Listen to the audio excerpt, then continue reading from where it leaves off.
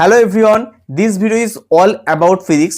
যদি তুমি একজন ড্রপার স্টুডেন্ট হও, লাস্ট ইয়ার তোমার ফিজিক্সে খুব কম নাম্বারের জন্য তোমার সিলেকশন আটকে গেছে, বা এরকম স্টুডেন্ট হও যে এবছরও ভালো করে পড়ছো, প্রত্যেকটা সাবজেক্ট খুব ভালো করে এগোচ্ছে, বাট ফিজিক্স একদমই এগোচ্ছে না, ফিজিক্সের মার্কস 100-এর কম আসছে মাল্টিপল টেস্ট দেওয়ার পরেও, তো তাহলেই তোমার জন্য এই ভিডিওটা। ঠিক আছে, আমি এই ভিডিওতে মেনলি কথা বলবো যে কি করে 90 দিনে তুমি 150+ এখনো পর্যন্ত টার্গেট করতে পারো। কারণ আমি নিজে মার্চ মাস অব্দি আমার 78, দেখো আমি 21/1 যে পরীক্ষা দিয়েছি 78 পেয়েছি, 18/2 পরীক্ষা দিয়েছি 99 পেয়েছি, 17/3 পরীক্ষা দিয়েছি 93 পেয়েছি। তো এখান থেকে শুরু করে আমি এপ্রিল মাসে গিয়ে যেখানে আমি 138, 162, 158 এরকম নিটের মক টেস্টে স্কোর করতাম, এবং প্রপার নিটে গিয়ে হচ্ছে 143 স্কোর করেছিলাম। একটা অ্যাটমের কোশ্চেন ভুল হওয়ার জন্য 148-143 হয়ে গেছিল।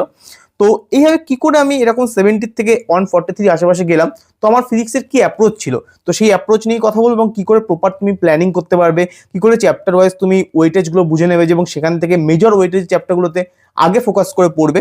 তো সেই সব নিয়েই কথা বলবো, এবং লাস্টে কিছু প্রপার টিপসও দেবো কি করে ফিজিক্সের কোশ্চেনকে অ্যাকচুয়ালি প্রপারলি অ্যাপ্রোচ করা উচিত। তো ভিডিওটা পুরো কমপ্লিটলি দেখো, এবং ফিজিক্স নিয়ে প্রপারলি এই ভিডিওতে আমি ডিসকাস করবো। তো চলো স্টার্ট করা যাক।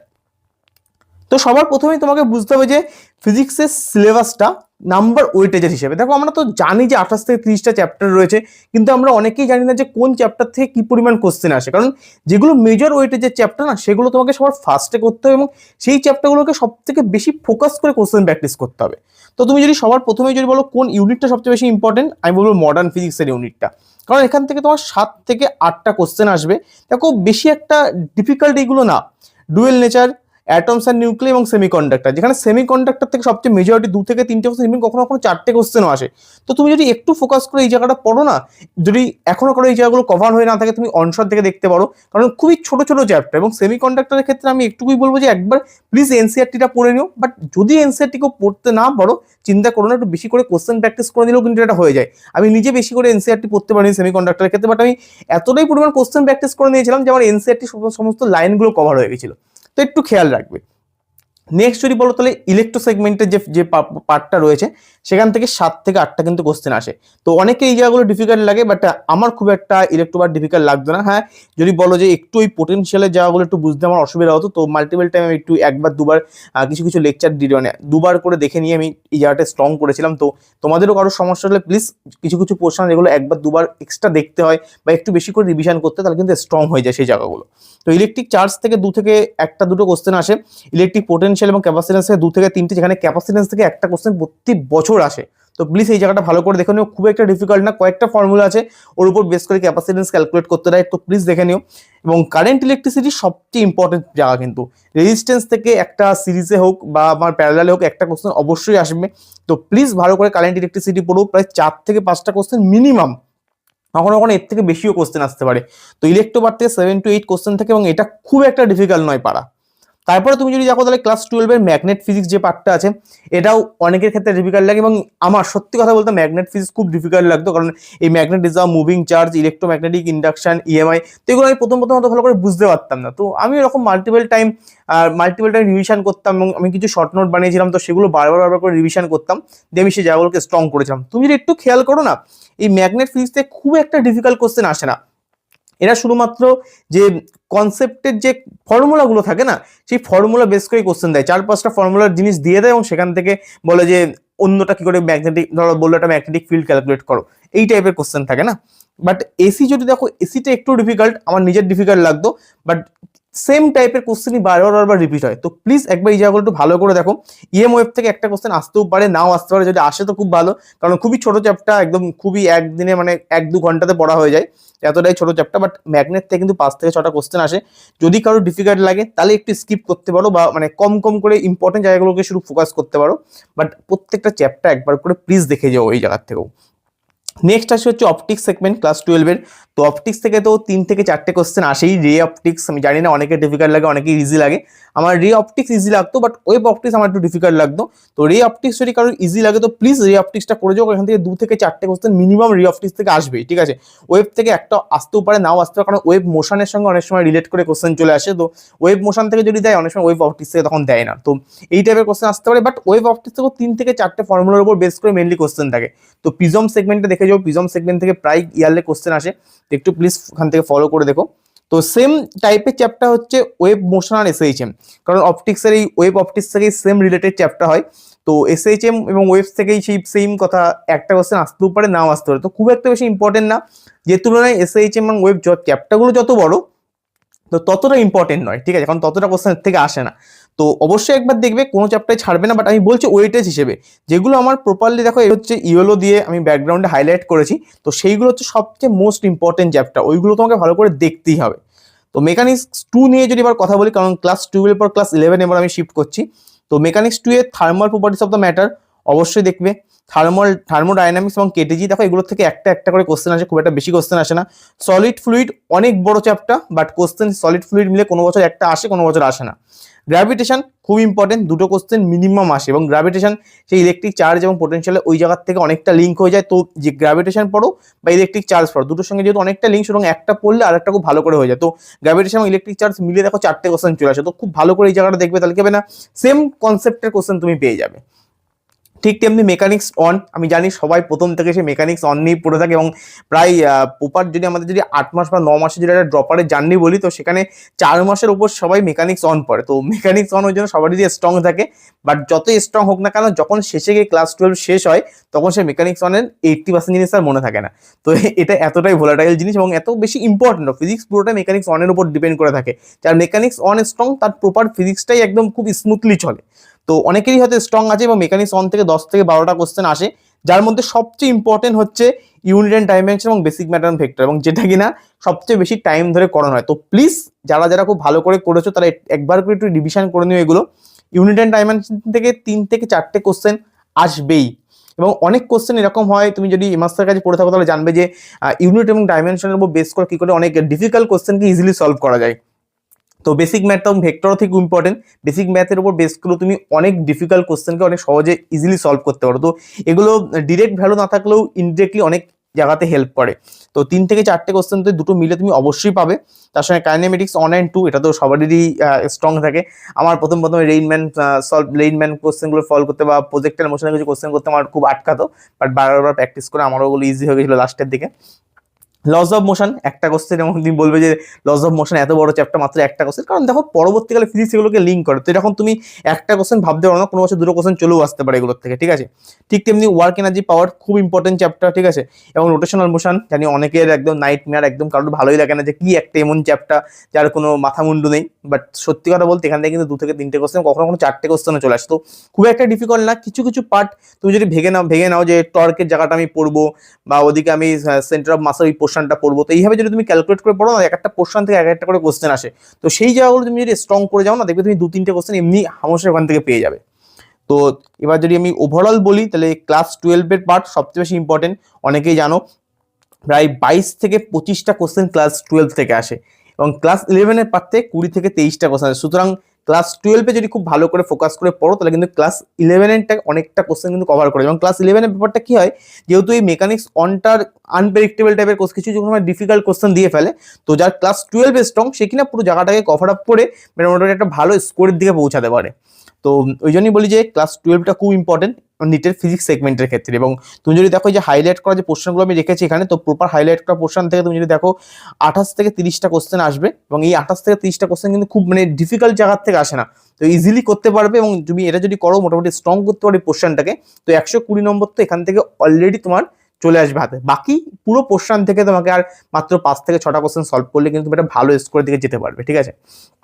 তো ভালো করে দেখে নাও এই প্রপার হচ্ছে প্রত্যেকটার ওয়েটেজগুলো, আমাকে যদি বলো আমি টেলিগ্রামে এটা পোস্টও করে দেবো।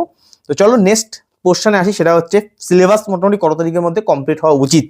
তো আমি দেখো সবসময় বলি যে ফেব্রুয়ারি এন্ডের মধ্যে সিলেবাস প্রপারলি যদি কমপ্লিট কারো হয়ে যায়, সে অনেকটা গিয়ে থাকবে। বাট যদি কারো না হয়ে থাকে, কারণ ধরো অনেকটা কারো ব্যাকলগ রয়েছে, বা ক্লাস 12 হয়তো এখন হয়তো ম্যাগনেট পোর্শনটা শেষ হয়ে অপটিক্সে সবাই ঢুকেছে, তো এখন 1 মাস হাতে রয়েছে, প্রপারলি যদি করো পুরো ফেব্রুয়ারি জুড়ে আরামসে পুরো সিলেবাস কিন্তু কমপ্লিট হয়ে যায়। বাট কারো যদি মার্চের 15 অব্দি সিলেবাস যায়, তো আমি বলবো রিভিশন কিন্তু স্টার্ট করে দিতে হবে। মানে ফেব্রুয়ারি যেই শেষ হবে, মার্চে যেই তুমি ঢুকবে, সেই পুরোনো জিনিস কিন্তু অল্প অল্প করে টেস্ট যেরকম আসবে সেই টেস্টের অনুযায়ী কিন্তু রিভিশন তোমাকে স্টার্ট করতে হবে, নাহলে কিন্তু তুমি পিছিয়ে পড়বে। মানে আমার ঠিক ফার্স্ট আর সেকেন্ড টাইমটা ঠিক এটাই হয়েছিল। আমার সিলেবাস মার্চের এন্ডে গিয়ে কমপ্লিট হতো, এতে কি হয়েছিল যে আমি মাত্র 1 মাস পেয়েছিলাম রিভিশনের জন্য, যেটা কিনা এনাফ নয়, ঠিক আছে। মিনিমাম 1.5 মাসের ওপর কিন্তু তোমার 2 মাস সবচেয়ে মানে খুব ভালো হয় যদি তুমি মার্চ আর এপ্রিল 2 মাস খুব প্রপার রিভিশন করতে পারো। তো যদি কারো সম্ভব না হয়, মার্চের 15 অবধি যাচ্ছে দেখো সিলেবাস, তো প্লিজ স্যার আগের থেকে একটু একটু করে রিভিশন স্টার্ট করো। দরকার হলে কি করবে বলো তো, পেছনের চ্যাপ্টারগুলো মানে যেগুলো তুমি রিসেন্টলি পড়ছো সেইগুলো রিভিশন করো। আগের চ্যাপ্টার রিভিশন করতে বেশি টাইম লাগবে, বাট পেছনের চ্যাপ্টার রিভিশন করতে বেশি টাইম লাগবে না। মানে যেটা ধরো তুমি মডার্ন ফিজিক্স রিসেন্টলি পড়েছো, মডার্ন ফিজিক্স তুমি খুব তাড়াতাড়ি রিভিশন করতে পারবে। তুমি অপটিক্স রিসেন্টলি পড়েছো, অপটিক্স তাড়াতাড়ি রিভিশন করতে পারবে। তো মেকানিক্স অন রিভিশন করতে না গিয়ে বরং লাস্টে 2টো ইউনিট রিভিশন করে নাও, এতেও তুমি অনেকটা এগিয়ে থাকবে। তো নেক্সট টাইম যদি কারোর যদি সিলেবাস ভাবছো যে একটু তাড়াতাড়ি কমপ্লিট করবে, তাহলে কোথা থেকে দেখবে, অবশ্যই অনশট দেখতে পারো। এবং ইউটিউবে উমিদের যে লেকচারগুলো আছে ওগুলো এনাফ লেকচার এবং খুব বড় বড় লেকচার আছে। তো খুব কোনো চিন্তা নেই, প্রপার ডিটেলসেই পড়ানো আছে। যদি কারোর তাড়াতাড়ি সিলেবাস কমপ্লিট করতে হয় বা কিছুটা সে পিছিয়ে গেছে, ব্যাকলগ রয়েছে, তো উমিদ থেকে প্লিজ ওটা সলভ করতে পারো এবং উমিদ থেকে একবার দেখে নিতে পারো। বাট কোশ্চেন প্র্যাকটিস খুব বেশি ইম্পর্টেন্ট, এবং এটাই হচ্ছে আমার নেক্সট সেগমেন্ট, যে কোশ্চেন প্র্যাকটিস। দেখো এই লাস্ট 3 মান্থে আমাদের মেন স্ট্র্যাটেজি হওয়া উচিত কোশ্চেন প্র্যাকটিস করা, রেদার দেন হচ্ছে মাল্টিপল টাইম ভিডিও লেকচার দেখা। কারণ স্পেশালি তুমি যদি ফিজিক্সের কথা বলো, তুমি যতক্ষণ না প্রপারলি প্রত্যেকটা কনসেপ্টের উপর, প্রত্যেকটা ইকুয়েশনের উপর কোশ্চেন প্র্যাকটিস না করছো, ততক্ষণ পর্যন্ত তোমার কোনো কনসেপ্টে স্ট্রং হবে না এবং কোনো কনসেপ্টই তোমার ক্লিয়ার হবে। তো দেয়ার আর মাল্টিপল টাইপ অফ প্ল্যাটফর্ম যেখান থেকে তুমি কোশ্চেন প্র্যাকটিস করতে পারো, and on such kind of platform হচ্ছে মেমোনিট। তো মেমোনিটে আমাদের মেন অ্যাপ্রোচটাই হচ্ছে প্রপার ওয়েতে তোমাদেরকে কোশ্চেন প্র্যাকটিস করানো। দেখো ধরো তুমি সাঁতার কাটা শিখতে চাইছো, তুমি সুইমিং শিখতে চাইছো, এবং তুমি সুইমিং শেখার জন্য বারবার ইউটিউবে বা যে কোনো প্ল্যাটফর্মে তুমি সুইমিং কি করে করতে হয় তার ভিডিও দেখছো। তো এতে কি তুমি আদৌ সুইমিং শিখতে পারবে? যতক্ষণ না তুমি পুকুরে ঝাঁপ না দেবে, যতক্ষণ না তুমি নদীতে না নামবে, যতক্ষণ না তুমি মেন জায়গাতে গিয়ে ওটা দেখছো যে কি করে সুইমিং করতে হয়, ততক্ষণ তুমি বারবার ভিডিও লেকচার দেখে কিছু হবে না। ঠিক তেমনি এখানেও যতক্ষণ না তুমি নিজে কোশ্চেন প্র্যাকটিস না করছো, নিজে প্রপারলি অ্যানালিসিস না করছো, কোথায় তোমার মিস্টেক হচ্ছে, কি অ্যাপ্রোচ হওয়া উচিত কোশ্চেনের, ততক্ষণ পর্যন্ত তুমি কোনোদিনও ফিজিক্সের কনসেপ্ট পরীক্ষা থেকে সলভ করতে পারবে না। এবং পরীক্ষাতে তোমার প্রপার একটা মাইন্ডসেটই থাকবে না, তোমার মাইন্ডসেট কখনোই ক্লিয়ার হবে না, তোমার কোনোদিনও কনফিডেন্স থাকবে না যে অ্যাকচুয়ালি করে কোশ্চেন সলভ করতে হয়। তো ঠিক মেমোরিটা আমরা ঠিক এটাকেই ফলো করি, যে বিভিন্ন রকমের কোশ্চেন বিভিন্ন লেয়ারে তোমাদেরকে সলভ করানো। তো আমাদের ফার্স্ট লেয়ারই থাকে হচ্ছে কনসেপচুয়াল কোশ্চেন, যেখানে তোমার কনসেপচুয়াল যে আইডিয়া ফিজিক্সের সেটা যাতে ডেভেলপ হয়। লেয়ার 2তে থাকে হচ্ছে ডিফারেন্ট এক্সাম্পল, যেমন ধরো এনসিইআরটির যে এক্সাম্পল আছে তার কোশ্চেন বলো, এনসিইআরটির যে ব্যাক এক্সারসাইজ আছে তার কোশ্চেনগুলো। কারণ আমরা যখন মেনলি লেকচার দেখে নর্মালি পড়ি না, তখন আমরা এনসিইআরটি তো প্রপারলি ফিজিক্সের জন্য পড়া সম্ভব হয় না। কারণ আমি নিজে বুঝতে পারি, আমি নিজে বায়োলজি শুধু এনসিইআরটি পড়েছি, বাকি ফিজিক্স কেমিস্ট্রি এনসিইআরটি পড়তে পারিনি। কারণ NCERT is not so easy type of book, ঠিক আছে, এর অনেক ডিফিকাল্ট ল্যাঙ্গুয়েজ ওখানে লেখা থাকে, তো অনেকের ক্ষেত্রে পড়া সম্ভব হয়। তো সেই এক্সাম্পলের কোশ্চেনগুলো, সেই ব্যাক এক্সারসাইজের কোশ্চেনগুলো যাতে তুমি কোনোদিনও দেখোনি এরকম না হয়, তার জন্য ওই মেমোরিতে প্রপারলি তাদেরও একটা সেগমেন্ট রয়েছে। দেন লেয়ার 3তে হচ্ছে পিওআইকিউ বেস কোশ্চেন। দেখো পিওআইকিউ হচ্ছে সবচেয়ে বেশি ইম্পর্টেন্ট, কারণ পিওআইকিউ থেকে প্রতি বছর 30 থেকে 50% কোশ্চেন ডিরেক্ট আসে, নয় সামান্য কিছু চেঞ্জ হয়ে নিউমেরিক্যাল ভ্যালু চেঞ্জ হয়ে পরীক্ষাতে আসে। তো পিওআইকিউ খুবই ইম্পর্টেন্ট। এবং নেক্সট লেয়ারেই রয়েছে হচ্ছে তুমি কিরকম পড়াশোনা করেছো, তুমি কিরকম প্রিপেয়ার, সেটা টেস্ট করার জন্য ব্রহ্মাস্ত্র টেস্ট সিরিজ।